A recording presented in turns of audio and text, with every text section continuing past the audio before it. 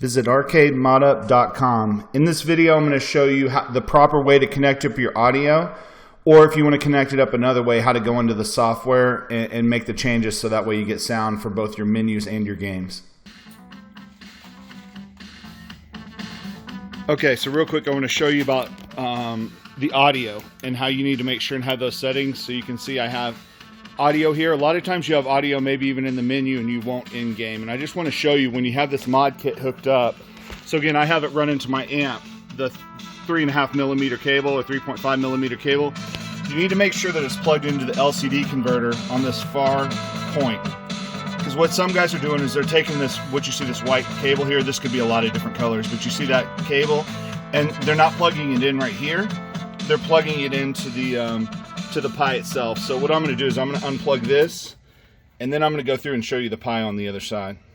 Okay, so you heard the sound go off when I unplugged that. Now I'm going to plug this into the 3.5mm here of the Pi. So let me do that. Sorry, I'm doing this one-handed, but so that's plugged in, and you can see I have no audio.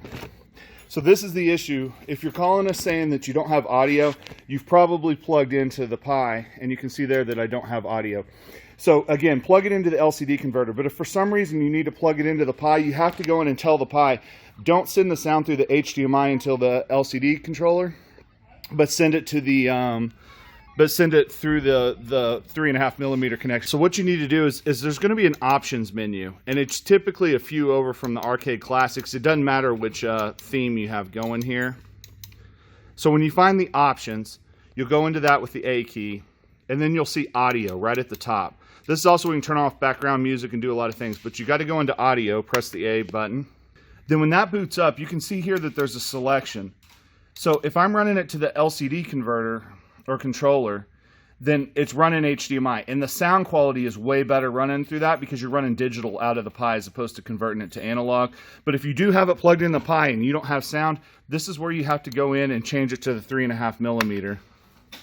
And you can see I have sound now, but if you hear the difference, hear how much more quiet it is, I have to crank my amp up because of that conversion. So that's the reason why we set it default to HDMI, and you're supposed to plug it into the LCD converter.